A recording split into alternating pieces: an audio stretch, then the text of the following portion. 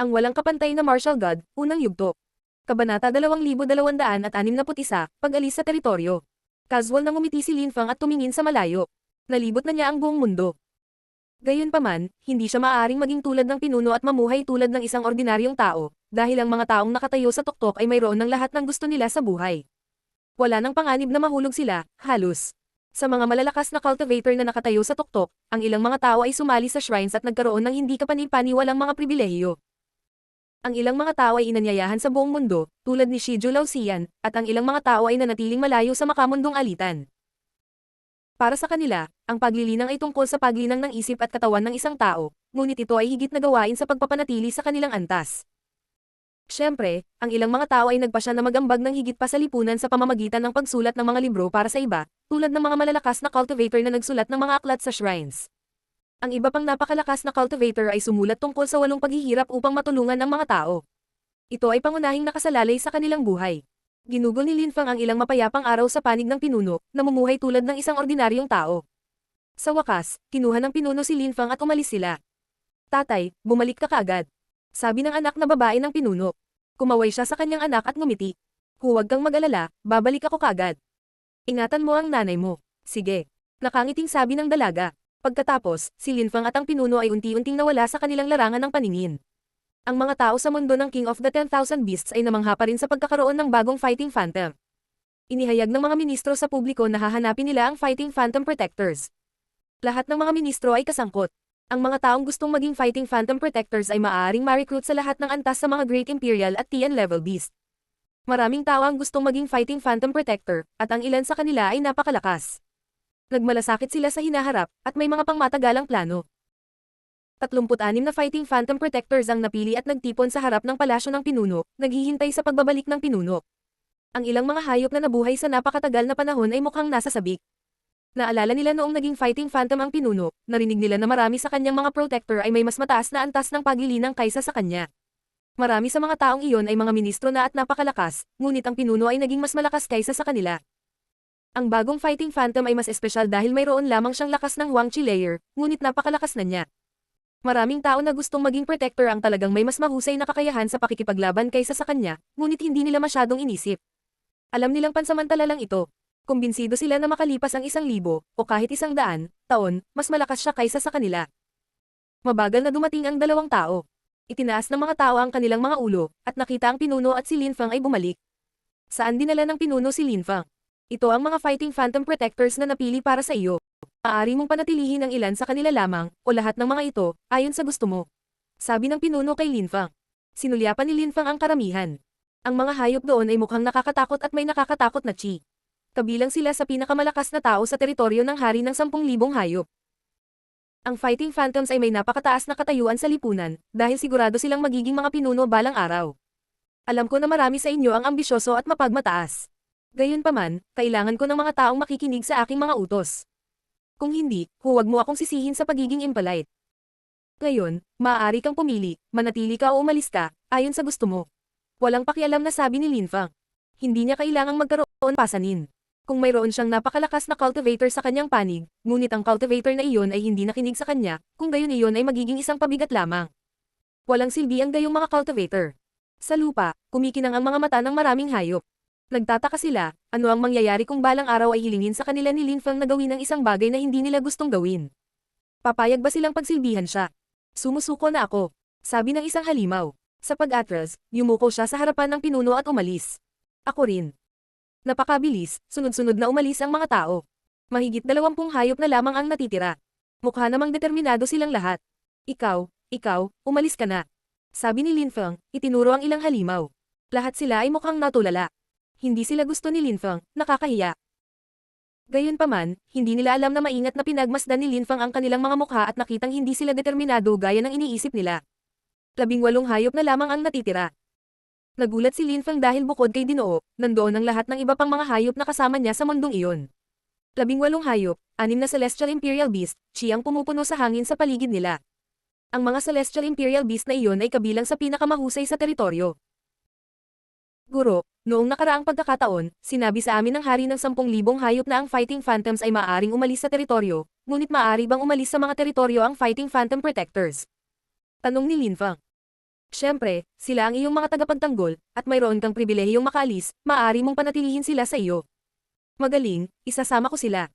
Mahinahong sabi ni Lin Fang. Napakaraming taon na ang lumipas. Nagbago ang mga bagay sa kontinente ng siyam na ulap. Sa isang personal na hukbo, mas ligtas siya. Iniwan ni Lin Fang ang teritoryo ng hari ng 10,000 beast kasama ang kanyang mga protector. Pagdating niya sa 8 Great Imperial Animal Cities, nakita ng ilang tao si Bai Yu at ang iba pa, at nagsimulang bumilis ang tibok ng kanilang puso. Si Bai Yu, ang rock ni Qinghai at ang iba pa ay sumusunod kay Lin Fang. Ano ang nangyayari? Gayunpaman, hindi tumigil doon si Lin Fang. Umalis din siya sa lugar na iyon. Dumating sila sa Long Night City, lumitaw ang sword sect sa harap nila.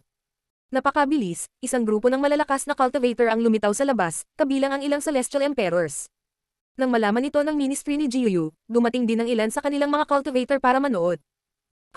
Nang dumating ang malalakas na cultivator at nakita si Lin Fang, natigilan sila. Nakakatakot ang chi ng mga hayop na iyon. Mamatay. Sabi ni Lin Fang. Isang nakakatakot na dami ng bestial chi ang pumuno sa hangin. Ang mga hayop ay tumaas sa hangin at pinawi ang kalangitan. Ang kakilakilabot na hiyawan ay umusbong habang ang dugo ay tumalsik at bumulwak sa buong paligid. Nang makita iyon ng karamihan, sila ay natakot. Saan nanggaling ang mga halimaw na ito? Anak ng dakilang Emperor Bai. Talk ni Qinghai. Nakilala ng ilang malalakas na cultivator ng Jiuyu's ministry ang ilang halimaw, nakasimangot nang makita ang mga ito. Ang ilang marangal na hayop mula sa Great Imperial City ay nakakagulat na dumating dito. Si Qing ay natulala, ano ang nangyayari? Biglang tumingin si Lin Fang sa mga tao mula sa Jiuyu's ministry, kabilang ang Celestial Master of the Seven Knights.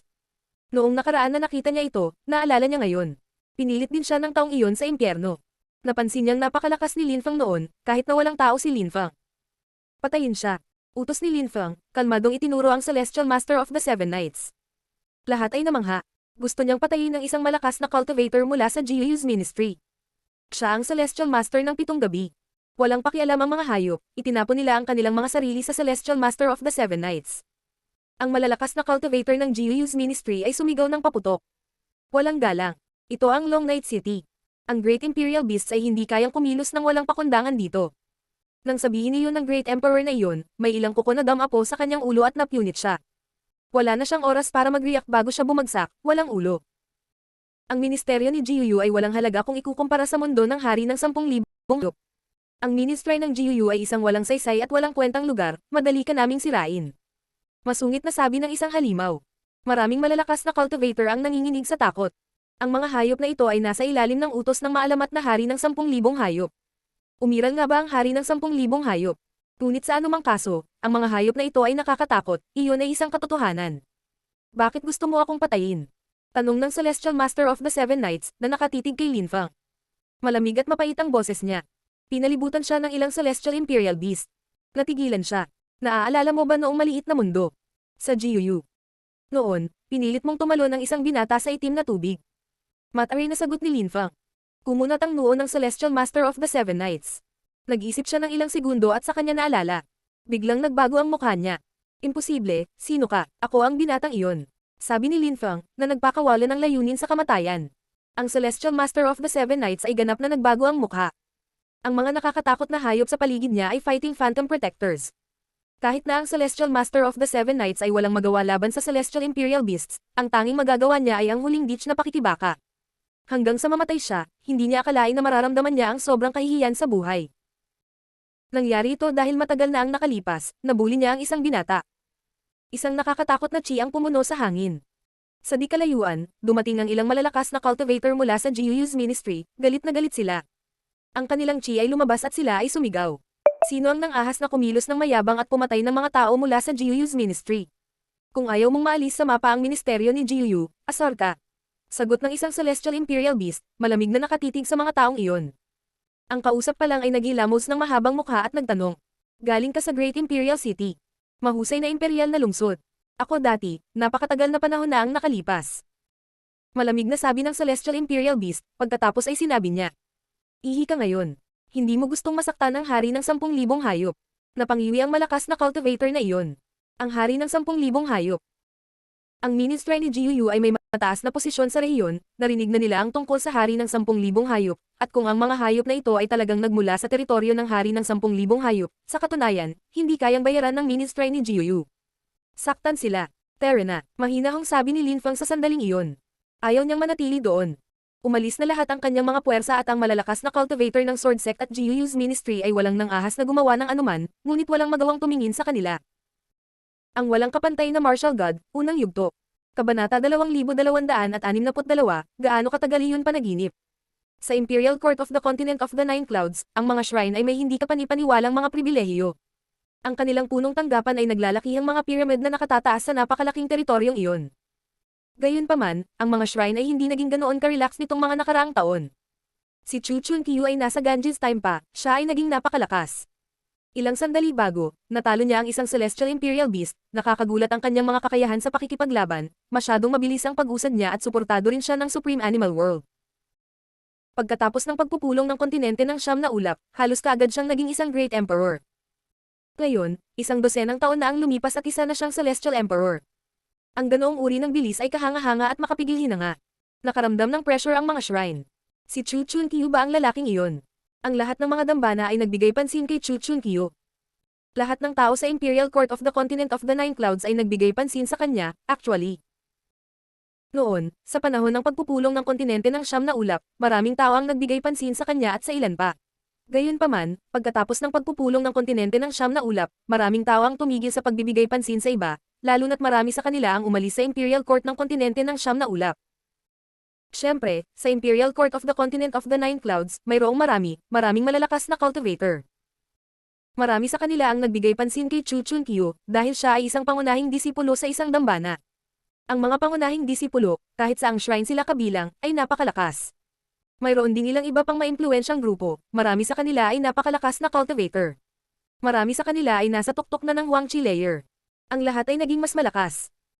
Kahit na ang pinakamalakas na cultivator ng kontinente ng Siyam na Ulap ay nagiging mas malakas, kabilang ang Holy City. Ang mga tao ng parehong henerasyon ay nagpatuloy sa pakikipagkompetensya. Ang ganitong mga bagay ay nakaimpluwensya sa lahat, at sa bawat pangkat. Gayunpaman, walang pakialam si Lin Feng sa mga bagay na iyon. Sa sandaling iyon, siya ay nasa Purple Clouds, sa isang kuweba na matatagpuan sa isang lugar kung saan walang masyadong tao. Nakaupo siyang naka-cross-leg na nagsasanay sa paglilinang.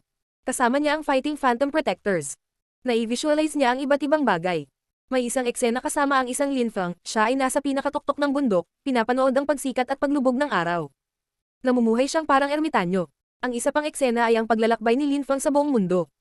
Ang isa pang eksena ay si Lin Feng, nakatira sa isang maliit na nayon at nangangaso kasama ang ibang mga taga-nayon. Nakilala niya ang isang babaeng nagustuhan niya, at nagpakasal sila. Hindi niya ito binaygo, kahit na sa bandang huli ay nalulungkot siya dahil sa paglipas ng panahon ay nagbabago ang kanyang kalooban at iniisip habang tumatanda siya. Marami pang eksena. Ang mga clone ni Lin Feng, ang Three-Leaf Scriptures. Si Lin Feng ay maaaring gumawa ng maraming ordinaryong clone hanggat gusto niya, ang mga clone na iyon ay maaaring magkaroon ng ordinaryong buhay. Nag-iisip si Lin Feng kung ginagawa rin iyon ng Three-Leaves Great Emperor, kung marami ba siyang clone saan man sa mundo. Ang orihinal na buhok ni Lin Feng ay napakahaba, at ang kanyang balbas ay mahaba din. Nagsimula siyang magmukhang mas mature.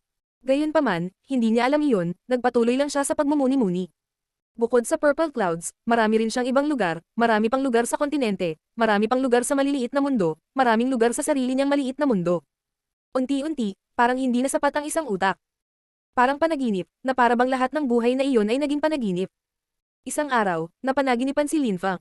Siya ay nasa isang restaurant, nagtatrabaho bilang isang utusan. Araw-araw, nakikipag-chat siya sa mga bisita at naririnig ang mga ito na nag-uusap tungkol sa mga kagiliw-giliw na kwento sa kontinente. Tumiti si Lin Feng nang walang pakialam.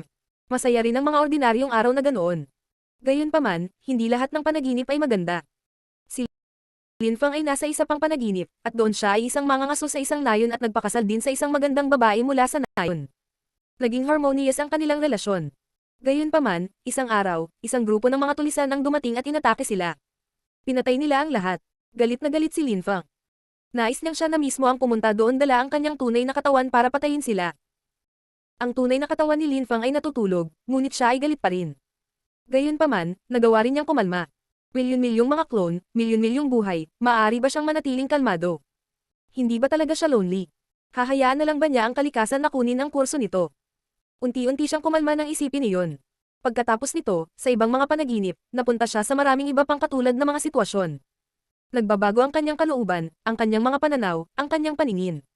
Lahat ay nagbabago sa lahat ng dako. Ganito rin ang nangyari sa mundo ng kanyang espiritu. Palaki ng palaki ito. Ito ay halos isang perpektong maliit na mundo. Mayroong lahat ng uri ng chi, lahat ng uri ng enerhiya, ngunit sa parehong oras, ang mundong iyon ay tumutugma sa pangitain ni Lin Fang at mabilis itong bumubuti. Ang tunay na katawan ni Lin Fang ay natutulog. Isang sinaunang puno ang lumitaw ng hindi malinaw sa paligid niya. Nakapalibot sa kanyang katawan ang nakakatakot na cosmic energies. Matindi ang mga ito at naglalaman ng lakas ng 10,000 bagay na nilikha sa paligid ni Lin Fang. Ngunit hindi gumalaw si Lin Fang. Natutulog siya. Sa kanyang isip, ang mga gintong ilaw ay nagsalubong. Ang kanyang makajos na kamalayan ay nagsimulang makipag-ugnayan sa lupa at langit. Nanaginip si Lin Fang tungkol sa maraming bagay. Bukod sa nangarap ng milyon-milyong buhay, nangarap din siya tungkol sa paglilinang, na panaginipan niya ang mga pag-atake ng World of the Living Imprints. Sa kanyang panaginip, mas naunawaan niya ang mga pag-atakeng iyon. Isang pag-atake, at tila maaaring gumuho ang lupa at langit. Nanaginip din siya tungkol sa kanyang espiritu, tungkol sa maraming iba pang mga espiritu, at sa wakas, napanaginipan niya ang kanyang pinakamakapangyarihang espiritu, ang Celestial Book Spirit. Ang lahat ng mga pahina ay mukhang nakasisilaw at maganda. Sa panaginip na iyon, marami siyang pinag-aralan. Lumipas ang oras sa labas ng mundo, ngunit nakalimutan ni Lin Fang ang tungkol sa oras. Ang Imperial Court of the Continent of the Nine Clouds, the Continent of the Nine Clouds, nagbago ang lahat. Sa Snow Clan, isang magandang silweta ang lumitaw sa isang snowy field. Ang kanyang chi ay mukhang pambihira. Nakatayo siya sa tuktok ng isang bundok, nakatingin sa malayo. Siya ay iniisip tungkol sa kanya, nangungulila sa kanya. Sa wakas, tumulo ang luha sa kanyang mga mata, kumaibat ang kanyang mga labi at sinabi niya, 1,000 taon na akong nag-iisa, 1,000 taon na akong nag-iisa, mahal kita ng walang pasubali, nakapasa ka sa Imperial Examinations, ay gusto kong sumayaw muli para sa iyo. Pwede bang isayaw kita? Pwede bang isayaw kita? Kumakanta siya. Ang ganda ng boses niya. Nagsimula siyang sumayaw, mukhang napakaganda habang sumasayaw siya kasama ng nyebe. Nakikita ba niya ang kanyang sayaw, bagaman? Ang mga snowflake ay lumutang sa paligid niya. Nagpatuloy siya sa pagkanta. Sa di kalayuan ay may puno ng nyebe. Isang binata ang nakatayo doon. Nakasuot siya ng baluti, ngunit may luhang tumulo sa kanyang mga mata. Itinaas niya ang kanyang ulo, namumula ang kanyang mga mata, huminga siya ng malalim at nanumpa. Balang araw, gagawin ko ang lahat para walang pilitin ang aking mga magulang na maghiwalay. Kung sino man ang pumihil sa akin, ang mga ilog ng dugo ay dadaloy, kahit na ang mga taong iyon ay mula sa Snow Clan. Sa araw na iyon, ang binatang iyon ay 18 taong gulang. Malapit na ang 20 taon. Sa araw na iyon, nananaginip si Lin Fang. Ang walang kapantay na martial god, unang yugto. Kabanata 2263, Paggising. Pagkasira ng langit. Hindi alam ni Lin Fang kung ilang oras na ang ginugol niya sa kuweba. Ang kanyang buhok at balbas ay talagang mahaba, at siya ay natatakpan ng alikabok. Mukha siyang mas mature. Ang kanyang gininto ang makajos na kamalayan na palasyo ay nakasisilaw at matayog. Sa kanyang panaginip, nagawa niyang lumikha ng tunay na palasyo ng kamalayan ng Diyos. Ito ay naging isang Great Imperial Godly Awareness na palasyo. Ang kanyang pisikal na lakas ay napabuti ng Heavenly Grace Ancient Tree. Sa mga taong ito, umunlad siya sa bawat aspeto. Kung wala ang Heavenly Grace Ancient Tree, kailangan pa niya ng maraming taon para maging ganoon kalakas. Ang kanyang makalangit na diwa ng aklat ay nakasisilaw. Hinigop niya ang lahat ng espiritong natanggap niya at binago niya ang mga ito sa sarili niyang lakas. Ang kanyang espiritu at ang mundo ng kanyang espiritu ay nagiging mas mabuti at mas mahusay. Hindi na kailangan pang kontrolin ni Lin Fang, isa na itong malayang mundo. Sa mga taong ito, ang kanyang milyon-milyong mga clone ay nakabuo ng mundong iyon. Ang Sky Palace, anong petsa ngayong gabi? Naalala ni Lin Fang. Bumalik siya sa katinuan. Ang aking daw ay magiging kompleto na. Sabi ni Lin Fang nang hindi pinapansin, na para bang hindi niya alam kung ano ang nangyayari. Nang inag ang Celestial Book Spirit ni Lin Fang. Napuno ng madilim na kidlat ang hangin sa paligid niya, parang sisabog na ang kanyang diwa. Nagsimulang bambahin siya ng madilim na kidlat. Parang araw ng paghuhukom sa paligid niya. Sa wakas, ang kanyang Celestial Book ay sumabog at naging isang mundo, at tanging ang mundong iyon ang natitira. Si Lin Fang ay hindi mukhang nabalisa. Ang mundo ng kanyang espiritu ay nanginginig, ang mga tao sa loob ay nagtaas ng ulo at nakakita ng nakakatakot na madilim na kidlat sa kalangitan. Si Tang Yuyu ay nasa Zuyu, at nang makita niya ang madilim na kulog, mukha siyang takot na takot. Sa kabutihang palad, ang mga iyon ay sinaunang ipinagbabawal na kidlat, kaya hindi sila mapanira. Ito ay chi lamang na nakapaloob sa mundong iyon. Kung hindi, ang isang napakalakas na chi ay maaaring magwasak sa mundong iyon kung ito ay bahagi ng isang pag-atake. Kasabay nito, sa labas ng mundo ng Purple Clouds, nagsimulang masira ang langit. Maraming tao ang nagtaas ng ulo at nagsimulang manginig. Nabasag ang langit sa Purple Clouds. Wala ng langit sa Purple Clouds. Anong uri ng lakas ang nagbunsod nito? Sa isang malayong bundok, isang matandang lalaki ang nakaupo sa isang upuan at biglang tumayo. Siya ay nakayuko, at hindi nagtagal nagsimulang nanginginig, at pagkatapos ay bumangon sa hangin tulad ng isang espiritual na nilalang. Nananaginip ba ako? Walang imak ang kanyang anak. Nabasag ang langit. Bumangon sa ere ang kanyang ama, ano ang nangyayari? Nasa bingit ba ng pagbagsak ang langit at lupa? Nakatingin sa malayo ang matandang lalaki at nakita ang itim na ipinagbabawal na ilaw. Napagtanto niya ang isang bagay, at ang kanyang mukha ay nagbago ng husto. Ang propesya, ang mga alamat, noong unang panahon, ito ay nangyayari. Bulong ng matanda. Bigla siyang nawala sa kinatatayuan niya. Gusto niyang makita kung ano ang mangyayari. Sa buong Purple Clouds, maraming nakatagong malalakas na cultivator ang nagtaas ng ulo, lahat ay nag-iisip ng iisang kaisipan. Magbabago ang langit. Sa Fire Shrine, nanginginig ang isang taong nagpoprotekta sa pasukan. Namutla ang kanyang mukha. Nakatitig siya sa langit, kung saan ang mga ipinagbabawal na ilaw ay kumikislap sa Purple Clouds at ang kalangitan ay nasira. May malaking mangyayari, nako. Nagsimula siyang tumakbo at nawala. Makalipas ang maikling panahon, maraming tao ang muling lumitaw sa kanyang post. Napatingin ang lahat kay Purple Clouds, lahat silang umisi, kasama na ang pinuno ng Fire Shrine. Phew! Naloko tayo. Bulong ng pinuno ng Fire Shrine. Tapos, sabi niya, pumunta ka sa Purple Clouds. Kung nahanap mo ang isa na umaakit sa ipinagbabawal na enerhiya, patay ka. Gawin mo ang lahat para malaman kung sino sa top 10 cultivator ng Meeting of the Continent of the Nine Clouds ang napunta sa Purple Clouds. Opo, Ginoo. Tumanggo ang lahat. Ang ilang mga tao ay tumungo sa Purple Clouds, ang ilang mga tao ay nagtanong sa paligid, ang ilang mga tao ay pumunta sa ibang mga dambana. Kasabay nito, napagtanto din ng ibang mga dambana ang nangyayari. Sa Fortune Shrine, ang manghuhula ay nasa langit na may bituin. Nakita niya ang ipinagbabawal na kidlat, at ngumiti. Hindi niya akalain na ang ipinagbabawal na kidlat ay magdudulot ng ganitong pinsala sa mga mababang uri ng mundo. Katabi niya ang ilang tao, kabilang ang pinuno ng Fortune Shrine. Sinabi niya sa manghuhula, sa telepathically. Pumunta ka at sabihin sa kanya na magtago. Hindi siya pwedeng magpakita. Naiintindihan ko, tumanggo ang manghuhula. Agad naman siyang umalis. Pinuntahan niya ang clone ni Linfang, na nasa archive room. Mula ngayon, ang mga shrine ay nakaalerto na. Mahinahong sabi ng pinuno ng Fortune Shrine. Tumanggo ang lahat sa paligid. Sa totoo lang, karamihan sa kanila ay walang alam, ganap na nasa dilim. Hindi nila alam ang tungkol sa Destiny Wheel, at hindi nila alam ang tungkol kay Linfang. May impresyon si Linfang na pinangarap niya sa loob ng 1,000 taon. Dahan-dahan niyang iminulat ang kanyang mga mata. Kahit na naginip siya, parang totoo ang lahat. Obviously, alam niya ang nangyari. Alam din niya na malapit nang maging unlimited ang kanyang daw. Wala nang mga paghihigpit. Gayunpaman, ang huling hakbang ay magiging napakalaki. Tumayo siya at tinignan ang sarili, ngumiti ng pilit. Napuno ng enerhiya ng espada ang hangin, at pinutol ang kanyang buhok at inahit ang kanyang balbas. Lumitaw ang apoy at tubig sa paligid niya. Nilinis ng mainit na tubig ang kanyang katawan. Mukha na naman siyang normal at malinis. Pero sa sobrang bilis, nagbago din ang mukha niya. Binalaan siya ng manghuhula na walang makakaalam na siya ay nasa Purple Clouds. Sa kabutihang palad, tanging ang Celestial Master ng 7 gabi ang nakakaalam tungkol sa kanya, ngunit siya ay patay na. Ang iba ay hindi alam kung sino siya, at ang teritoryo ng hari ng 10,000 hayop ay isang ipinagbabawal na lugar. Ang mga ilaw ng Heavenly Grace Ancient Tree ay unti-unting nawala. Tumiti si Linfang. Dadalhin niya ang Heavenly Grace Ancient Tree pabalik sa Godly Wood Valley sa isang punto. Malaki na ang naitulong nito sa kanya. Ngunit ano ang antas ng aking paglilinang? Ano ang mahiwagang daw na iyon? Isip ni Linfang. Sa wakas ay naunawaan niya kung ano ang ibig sabihin ng Forbidden Body na walang antas ng paglilinang.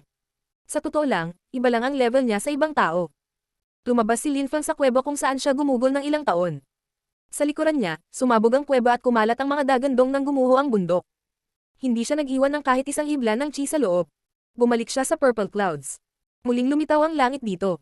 Gayunpaman, marami pa rin ang nagulat sa nangyari. Dumating ang ilang nakakatakot na malalakas na cultivator at may hinahanap. Talagang natakot ang mga tao. Ang mga tagalabas ay naghahanap ng isang tao sa loob ng kalahating taon na. Noong mga araw na iyon, nagtagal si Linfang sa isang maliit na lungsod. Pumunta siya sa isang maliit na restaurant doon at nakipagkwentuhan at uminom ng alak kasama ang ibang bisita. Nang magsara ang restaurant, bumalik siya sa nayon, pinapanood ang paglubog ng araw sa itaas ng bundok. Siya ay nagkaroon ng isang ordinaryong, mapayapa, at tahimik na buhay doon. Lumipas ang oras. Maraming tao sa mga dambana ang galit na galit, ngunit dahil walang nakakita sa kanya, ang mga dambana ay hindi nagsimulang makipaglaban.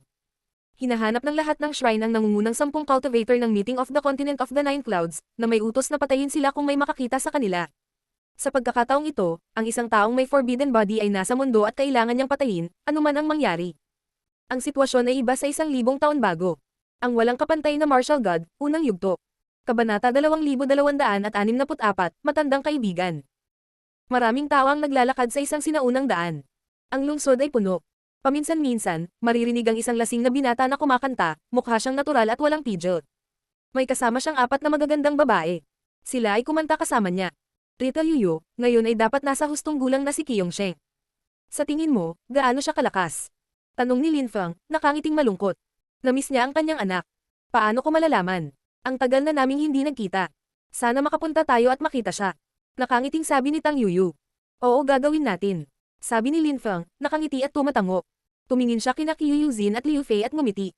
Yuzin, Fei Fei, dapat ba tayong magkaanak din? Namula ang dalawang babae at naningkit ang mga mata. Ang isa, isang magandang babae din, ay ngumiti at humajijek. Tama ka, dapat magkaanak din sina Sister Yuzin at Sister Fei. Ikaw na maliit na bastos babae. Sabi ni Liu Fei kay Xiaoya. Bata pa ako. Inilabas ni Xiaoya ang kanyang dila. Oo, hindi ka na bata, dapat humanap ka ng asawa. Tumiti si Lin Feng. Nagtawanan tuloy sila. Kumuha si Lin Feng ng isang bote ng alak at ibinaba iyon. Kumulo ang kanyang dugo at chi, at huminga siya ng malalim. Napakaraming taon na ang lumipas. Kumusta ang lahat? Hindi sila katulad niya, malamang na hindi sila natigil sa parehong antas ng paglilinang. Malamang lahat sila ay mga great emperor na, lalo na ang mga may king type na katawan. Si Jun Moshi at Lang Ye ay malamang na naging napakalakas, ang kanilang mga kakayahan sa pakikipaglaban ay malamang na tumaas ng husto. Lumipas ang oras, at kahit na si Lin Feng ay 30 hanggang 40 taong gulang lamang, mayroon na siyang impresyon na nabuhay siya ng maraming buhay. Iyon ay natural, bagaman. Sa mga nakaraang taon, maraming bagay ang lumipas. May impresyon si Lin Feng na ang buhay ay naging parang panaginip habang lumilipas ang panahon. Naranasan niya ang buhay ng hari ng 10,000 hayop at pagkatapos ay nanaginip siya. Ang Sky Palace, anong petsa ngayong gabi? Nagpatuloy ang kanilang grupo sa paglalakad sa lungsod. Marami silang nilakad, tumawid sa kontinente at sa wakas, nakarating sila sa Dark Clouds. Dumating sila malapit sa isang malawak na kahabaan ng tubig, kung saan ang ilang mga tao ay naglaro ng kudyapi. Nakinig si Lin Feng at ngumiti. Parang painting, magandang painting. Sumasayaw ang ilang magagandang babae. Maraming mga kabataang henyo ang nakaupo na naka-cross-leg, umiinom at nakikinig sa musika. Ang ganda ng music na yan. Ang malapad na Celestial Ancient City ang tanging lugar kung saan makikita mo ang ganoong eksena. Pahayag ng isang binata. Nakasakay siya sa isang maliit na bangka. Maraming tao ang tumingin sa kanya ng may paghanga. Siya ang prinsipe ng kalungkutan. Pinalungkot ng prinsipe ng kalungkutan ang mga babae. Napakalakas niya. Maganda ang kanyang relasyon sa mga kababaihan ng Moon Palace, at pinupuri niya ang Moon Palace sa pamamagitan ng pagsasabi ng mga ganoong bagay. Prinsipe ng kalungkutan, niloloko mo kami. Sabi ng isang magandang babae na tumutugtog ng sitar. Yumuko ito sa harapan niya. Miss Luye, masyado kang mapagpakumbaba. Sa iyong mga kakayahan, maaari kang sumali sa Moon Palace. Mayroon kang perpektong figure at hindi ka panipaniwalang artistikong kakayahan. Bakit hindi ka maging isang celestial woman ng Moon Palace? I recommend kita. Piti ng prinsipe ng kalungkutan. Maraming lalaki ang umibig sa mga celestial na babae ng prinsipe ng kalungkutan. Mukhang nasa sabik si Luye, narinig niya na ang Moon Palace ay mayroong maraming hindi kapanipaniwalang mga kasanayan at diskarte. Paano nahuhulog ang isang magandang babae sa pagkabulok na iyon? Pinuto si Lin Feng sa sandali iyon. Maraming tao ang nakatingin sa kanya. Kay mapangahas, kay arrogant. Pinahiya niya ang Moon Palace. Ang Moon Palace ay tulad ng maraming ancient holy clans, walang sino man ang makakasakit o makakapintas sa kanila. Bukod dito, hinangaan ng lahat ang Moon Palace. Sila ay umiral ng napakatagal na panahon, at maraming tao ang nag-isip ng mabuti tungkol sa kanila. Tumingin ang prinsipe ng kalungkutan kay Lin Feng, ngumiti siya at mahinahong nagtanong. Sino ka, kamahalin? Isang manlalakbay. Mahinahong sagot ni Lin Feng. Nakilala niya ang prinsipe ng kalungkutan, ngunit hindi siya nakilala ng prinsipe ng kalungkutan. Dahil manlalakbay ka, bakit ang daldal mo? Bakit hindi mo itikom ang bibig mo? Tanong ng prinsipe ng kalungkutan na may malasakit ng ngiti. Naunawaan ng lahat na mahal ng prinsipe ng kalungkutan ng Moon Palace. Siya ay matikas at walang pidgel, at kapag ang mga tao ay walang galang, agad niya silang pinagbantaan. Hindi ko alam, sagot ni Lin Feng. Tumingon siya at ibinalik ang tingin sa prinsipe ng kalungkutan. Ang prinsipe ng kalungkutan ay may talento at namumukod-tangi. Noon, sikat na siya sa vast celestial ancient city. Hindi alam ng maraming tao kung gaano siya kalakas. Isa na siyang great emperor ngayon, at matagal na siyang nakalusot sa Dichi layer. Ang prinsipe ng kalungkutan ay tumingin kay Lin Feng ng mahinahon. Tumiti siya ng walang pakialam, malamig pa rin. Si Lin Feng ay mukhang walang pakialam. Ikinumpas niya ang kanyang kamay at lumitaw ang mga palaso ng kalungkutan. Naging malungkot at malungkot ang kapaligiran. Prinsipe ng kalungkutan, mga palaso ng kalungkutan. Isang araw ang pumutok kay Lin Feng. Medyo may kalayuan sila sa isa't isa, ngunit napakabilis ng araw na gumalaw, para silang magtatabi. Itinaas ni Lin Feng ang kanyang kamay. Ang lakas ng espada ay lumabas sa kanyang mga daliri at agad na naputol ang palaso. Kasabay nito, lumabas si Lin Feng sa itaas ng lawa, mukhang may kumpiyansa at kalmado. Kamahalan, ang iyong dissimulation technique ay hindi ka panipaniwala. Hindi man lang namin makita ang antas ng iyong pagilinang. Patagang sabi ng prinsipe ng kalungkutan. Isang himig ng kamatayan ang kumalat sa himpapawid, ang tubig ng lawa ay nagsimulang kumulo. Ang mga matatalim na espada ay sumugod kay Linfang. Ang mga hayop ay umungal, at ang mga kaluluwa ng mga tao ay nanginginig. Maraming araw din ang ito patungo kay Linfang. Nagpatuloy si Linfang sa paglalakad at winasak ang lahat ng pag-atake ng prinsipe ng kalungkutan. Nagulat ang prinsipe. Noong araw, nagtataka ako kung bakit nasa mansion house ng Prince of Sadness ang chessboard. Ngayon, sa tingin ko ay miyembro ka ng Moon Palace, at napag-aralan mo na ang Celestial Evolution Holy Scriptures. Mahinahong sabi ni Linfang. Napansin niya ang nakakabaliw na pag-atake ng prinsipe ng kalungkutan na naglalaman ng lahat ng uri ng nagbago at binagong lakas. Malaki ang pagbabago sa mukha ng prinsipe. Nakatitig siya kay Linfang habang sumisigaw siya ng napakalakas. Sino ka? Prinsipe ng kalungkutan, hindi ka na malulungkot, o magpapalungkot muli sa mga tao. Mahinahong sabi ni Linfang. Isang nakakatakot na lakas ng kamatayan ang tumagos sa katawan ng prinsipe, at ang kanyang mukha ay naging kulay abo. Pinakawalan niya ang life chi hanggat kaya niya, natatakot at nakatitig kay Linfang. Sino ang napakalakas na cultivator na ito? Kailan siya nasaktan? Noon sa malawak na Celestial Ancient City, ikaw ang nagtangkang pumatay sa akin gamit ang mga pag-atake na binago ng Celestial Evolution Holy Scriptures, sa palagay ko tama ako. Sabi ni Linfang. Nakanganga ang prinsipe ng kalungkutan. Nakatitig siya kay Linfang, ang unang cultivator ng Continent of the Nine Clouds. Bamuka ang bibig niya, may gusto siyang sabihin, ngunit wala siyang oras, ang layunin ng kamatayan ay naninira sa kanyang buhay, at hindi niya napigilan. Pagkaraan ng ilang segundo, marahan siyang bumagsak sa maliit na bangka. Lahat ng tao sa paligid ay nagulat. Kamamatay lang ng prinsipe ng kalungkutan. Tulad niyan. Sa ilang segundo, nang lumingon sila, napansin nilang naglalakad na palayo ang mamamatay tao, na para bang isang maliit na bagay lang ang pagpatay sa prinsipe ng kalungkutan. Sino siya? Nagtataka ang lahat. Tumibok ang kanilang mga puso. Mukhang desperado si Luye, kamamatay lang ng prinsipe ng kalungkutan dahil sa sinabi nila. Ang mga tao ay nakatingin sa bangkay sa maliit na bangka, nagkaroon sila ng impresyon na sila ay nananaginip. Ang prinsipe ng kalungkutan ay pinatay sa isang kisap mata. Hindi nila maintindihan kung paano o bakit. Sa labas ng Animal World, si Linfang ay nakatayo sa kalangitan, mahinahong naghihintay. Pagkaraan ng maikling panahon, lumabas ang isang Great Imperial Beast at malamig na tumingin kay Linfang. Sino ka, kamahalan? Anong gusto mo? Tumingin sa kanya si Linfang at bumutong hininga. Kinailangan niyang pilitin ang kanyang pagpasok sa Animal World. Agad siyang nawala. Saan ka pupunta? Hiningi ng Great Imperial Beast. Naninigas ang mukha niya. Gayunpaman, si Linfang ay naging isang sinag ng liwanag at nawala. Hindi na niya napigilan. Bumalik siya sa Animal World at galit na sumigaw. Kung maglakas loob kang salakayin ng Animal World, mamamatay ka. Nagtungo si Linfang sa tuktok ng bundok na naalala niya. Dama pa siya sa harap ng isang kubo na gawa sa pawid, kung saan may nakaupo na nakakrus ang paa, nagsasanay sa pagtatanim. Dahan-dahang naglakad si Linfang at ngumiti. Sa sandaling iyon, ang tao ay nagmulat ng kanilang mga mata at nakasimangot. Isang nakakatakot na lakas ang lumipat patungo kay Linfang. Sabay sigaw ng galit na galit sa di kalayuan. Maraming halimaw ang nagmadaling pumunta doon. Guro, ako ito, Linfang. Sabi ni Linfang sa tao sa telepatikong paraan. Kumislap ang mga mata ng lalaking iyon at sumigaw siya sa mga tao. Bumalik kayong lahat. Ang mga hayop ay natigilan. Maasim silang tumingin kay Linfang, ngunit tumalikod at umalis. Lumapit si Linfang sa lalaki at naupo ng naka-cross-legged. Naglabas siya ng ilang bote ng alak at ibinigay ang isa sa lalaki. Master, bakit ganyan ka makatingin sa akin? Ang iyong pagbabalat kayo ay umabot na sa kasukdulan ng pagiging perpekto. Sagot ng pinuno ng Animal World. Talagang iniisip ko kung ikaw ba talaga si Linfang. Tumawa si Linfang, iwinagayway niya ang kanyang mga kamay at mukhang normal muli. Itinaas niya ang kanyang baso, nagtawanan silang dalawa at sinabi ni Linfang. Pagkatapos ng pagpupulong ng kontinente ng siyam na ulap, binigyan ako ng fortune shrine ng isang ilusyon na damit. Maaari ko ring baguhin ang aking mukha at ang aking chi. Normal lang na hindi mo ako makikilala. Napakagaling. Tumanggo ang lalaki. Talagang nag-isip ang fortune shrine. Noon, bata pa si Linfang, at hindi siya masyadong nakakakuha ng atensyon ng mga tao. Ngunit sa mga araw na ito, nagbago ang lahat, at kailangan siyang protektahan ng fortune shrine. Linfang, nagbago ka. Buntong hininga ng matanda. Nagbago na si Linfang sa kanyang harapan, hindi na niya tiningnan ng matanda ng may paghanga at paggalang, tiningnan niya ito ng matamang paraan, parang isang matandang kaibigan na matagal na niyang hindi nakikita. Tumawa si Linfang. Napakarami na niyang pinagdaanan. Nakilala niya ang pinuno ng King of the 10,000 Beasts World, at marami siyang natutunan noon at pagkatapos. Ang walang kapantay na martial god, unang yugto. Kabanata 2265, mahusay na hukbo. Naaalala pa rin ni Linfang ang lahat ng ginawa ng matanda para sa kanya, at naantig pa rin siya kapag iniisip iyon. Kung wala ang matandang lalaki ng Animal World, hinding-hindi matutulungan ni Saint Shiju Laoxian si Lin Feng sa Holy City nang ang apat na ancient holy clans ay pinalibutan siya, at kalaunan sa Chitian Holy Town. Buhay pa siya bahagyang salamat sa matanda. Gayunpaman, sa tuktok ng Huangqi Layer, maraming tao ang may hindi mabilang na bilang ng mga kaibigan at taong handang tumulong sa kanila.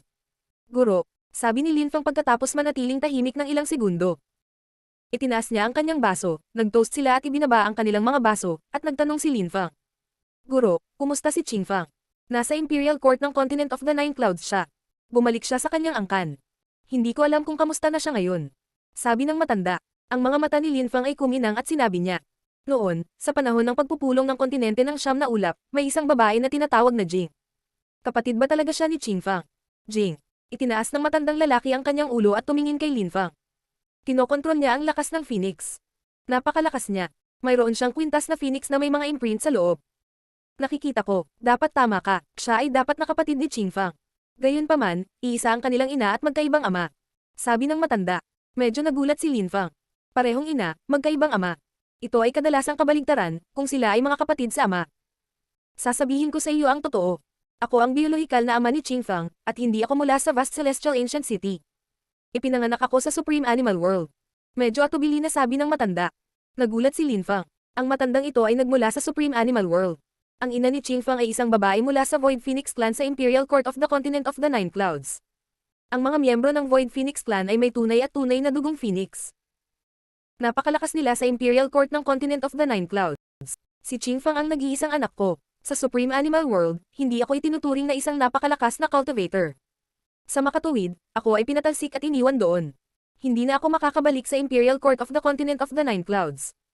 Kung hindi ako pinrotektahan ng ina ni Qing Fang, namatay na sana ako. Dahan-daang sabi ng matanda. Si Lin Fang ay namangha. Napakalungkot na kwento. Si Jing at Qing Fang ay may iisang ina, ngunit magkaibang ama. Bakit siya pumunta para hanapin si Qing Fang? Kasi ang nanay niya ay nanay din ni Qing Fang. Gusto ng kanilang ina na makita ang kanyang mga anak na babae, at ang kanilang ina ay may magandang relasyon kay Jing. Kaya ganyan. Bulong ni Lin Fang. Lin Fang, kung babalik ka sa Imperial Court ng Continent of the Nine Clouds, pumunta sa Void Phoenix Clan, at puntahan si Qing Fang. Nagpunta siya sa Imperial Court of the Continent of the Nine Clouds dahil sa iyo, kung hindi ay hindi siya pupunta. Napabuntong hininga ang matanda. Nanginginig si Lin Fang. Naalala niya noon kung kailan siya nasaktan para sa kanya. Nais din niyang makatapos sa pinakamataas na daan. Iyon ay dahil gusto niyang humanap ng ibang paraan para makapunta sa Imperial Court of the Continent of the Nine Clouds. At gusto niyang pumunta doon para manatili sa kanya. Nang maisip iyon ni Lin Fang, muli siyang nakonsensya. Ang dami niyang utang. Pakiramdam niya ay isang ingrate. Kailangan kong ayusin ang ilang bagay. Pupunta na ako sa Imperial Court ng Continent of the Nine Clouds. Ang Snow Clan at ako ay nagkasundo sa 120 taon. Pupuntahan ko rin si Qing Fang. Magalang na pagpapalam ni Lin Fang sa matanda. 20 taon, mabilis ang panahon. Lin Fang, magiging okay ka ba? Tanong ng matanda, na nakangiti kay Lin Fang. Hindi ito malaking bagay. Tumanggo si Lin Fang. Kumislap ang mga mata ng matanda. Si Lin Fang ay sobrang tiwala sa sarili. At saka, hindi niya naiintindihan ang cultivation ni Lin Fang, parang wala na siyang cultivation level. Halika, sabi ng matanda, itinaas ang kanyang baso at ngumiti. Sa lublob niya ay namangha siya, at hindi niya maiwasang isipin ng mga bawal na tao. Si Lin Fang ba ay isang forbidden person? Sa napakalawak na Celestial Ancient City, namatay ang prinsipe ng kalungkutan, maraming tao ang namangha, lalo na ang Moon Palace. Maraming tao ang nagsimulang maghanap kay Lin Fang. Sa kaibuturan ng Moon Palace, isang magandang babae ang nagtaas ng ulo. Kumikinang ang kanyang mga mata, at tumitibok ang kanyang puso. May naisip siya. Parang bumalik siya. Buo niyang naalala ang dati niyang kahihiyan. Gayunpaman, nagkaroon siya ng impresyon na ang lahat ay panaginip. Naramdaman niya ang presensya niya. Malapit na siya. Sa likod niya ay isang lalaking may itim na buhok na parang tinta. Nakatayo siya roon na parang anino niya. Wala siyang sinabi. Masama ang pakiramdam mo nitong mga taon. Sa wakas ay tumaas ang boses nito mula sa likuran niya. Ang kanyang boses ay tila nang galing sa Netherworld. Nagulat ang magandang babae, kumirat ang puso niya. Naiimpluwensyahan ka ba ng iyong mga clone? Sumimangot ang babae at malamig na sinabi. Tama na, nanatiling tahimik ang nasa likod niya, bamantong hininga at naglakad palayo. Nagulat siya. Tumingon siya at nag-isip ng kung ano-ano, na sinusundan siya. Si Duan Xinye ay nasa kanyang palasyo at nagsasanay sa pagtatanim. Gayunpaman, sa sandaling iyon, isang nakakatakot na chi ang pumuno sa hangin at pinalibutan ang kanyang mga silid. Sino yan? Malamig na sigaw ni Duan Xinye. Gayunpaman, nakarinig siya ng musika, at ang kanyang mukha ay nanigas. Sabi niya, Master of the Nine Netherworlds. Ang kanyang mga silid ay sumabog sa isang malakas na boom, at ang layunin ng demon ay napuno ng hangin. Ang mukha ni Duan Xingye ay nagbago ng husto. Nine Netherworlds, tumigil ka. Malamig na sabi ng isang boses. Dumating ang isa pang babae at galit na sumigaw. Kung papatayin mo siya, hindi na kita makikita. Ang Nine Netherworlds na demonyo ay damapo sa tabi ni Duan Xingye at tinitigan siya. Gayunpaman, medyo nagulat siya at napabuntong hininga. Huminga ng malalim ang magandang babae, pawis na pawis. Nakakabaliw ang lalaking iyon, gusto niyang patayin si Duan Xingye. Sa kabutihang palad, mabilis siyang nag-react. Si Duan Xingye ay nagkaroon din ng malamig na pawis. Tumingin siya sa demonyo ng Nine Netherworlds, hindi niya akalaing susubukan nitong patayin siya. Xingye, huwag kang umalis sa Moon Palace. Sabi ni Empress Shi, tumango si Duan Xingye, pero hindi niya alam kung bakit. Ang malapad na Celestial Ancient City ay isang napakalungsod. Matapos muling lumitaw ang Moon Palace at ang Celestial Evolution Holy Clan, walang kakaibang nangyari doon hanggang sa kumalat ang balita na si Chu Chunkyu, na ipinanganak doon, ay nagtapos na ikatlo sa Meeting of the Continent of the Nine Clouds, at Lin Feng, ang pinabayaan ng mga Diyos, ay natapos muna. Gayunpaman, wala sa kanila ang bumalik mula noon. Isang grupo ng mga tao ang dumating sa lungsod. Ang tao sa pinakaharap ng grupo ay isang daos na pari, na nakaupo sa isang ulap. May hawak siyang whisk at nakangiti. Malawak na Celestial Ancient City, ang Great Emperor ay bumalik. Bulong ng paring tawista. Sa likod niya ay marami pang ibang tao. Lahat sila ay hindi kapanipaniwalang malakas. Habang naglalakad sa tabi niya ay may nakaitim. Guro, bakit tayo pinatawag ni Lin Feng dito? Tanong ni Fu Hei sa matandang Daoist priest. Siyempre, para lumaban. Sagot ni Yandy, labanan. Laban kanino? Pinabalik niya tayo mula sa malayo para lumaban. Sabi ni Fu Hei. Ha? Alagad ko siya. Napakalakas niya, salamat sa akin. Dati, sa Meeting of the Continent of the Nine Clouds, nauna siyang natapos, pero hindi niya ako binigyan ng kredito dahil wala ako. Ngunit gayunpaman, siya ay aking alagad, at kailangan ko siyang tulungan. Sabi ni Yandy, kumamaw ng balbas at ngumiti ng manipis. Napaawang ang bibig ni Fu Hei, ngunit sanay na siyang makarinig ng mga ganoong bagay. Sabi niya, talaga, pambihirang talino ka, guro, kaya hindi ka panipaniwala ang iyong mga alagad. Sa totoo lang, ikaw lang ang exception, gayunpaman. Sabi ni Yandy ng masama. Pagkatapos ay dinagdag niya, ikaw ay isang kahabag-habag na disipulo. Isa kang kahihiyan. Kung wala ako, ikaw ay magiging isang mababang antas na emperor. Kahit na sobrang tanga mo, dumaan ako sa maraming paghihirap para palakihin ka at palakasin ka, at sa wakas nagawa kitang maging isang great emperor. Napakaswerte mong nakilala mo ako. Siguro naging mabuti ka sa mga nakaraang buhay mo. Mahinahong sabi ni Yandy. Tumango si Fu Hei at masunarang sumang-ayon. Kung wala ka, hindi ako naging emperor. Pinag-aral kita ng maayos.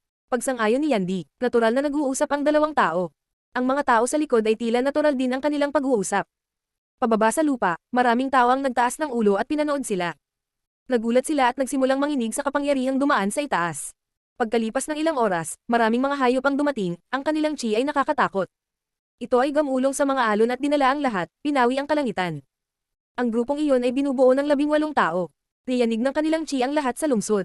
Ano ang nangyayari? Ang mga tao sa itaas ng lawa ng malapad na Celestial Ancient City ay namangha, ang kanilang mga puso ay tumitibok. May malaking mangyayari ba? Dahil dumating ang binatang iyon at pinatay ang prinsipe ng kalungkutan, may mga kakaibang bagay na nangyayari sa napakalawak na Celestial Ancient City.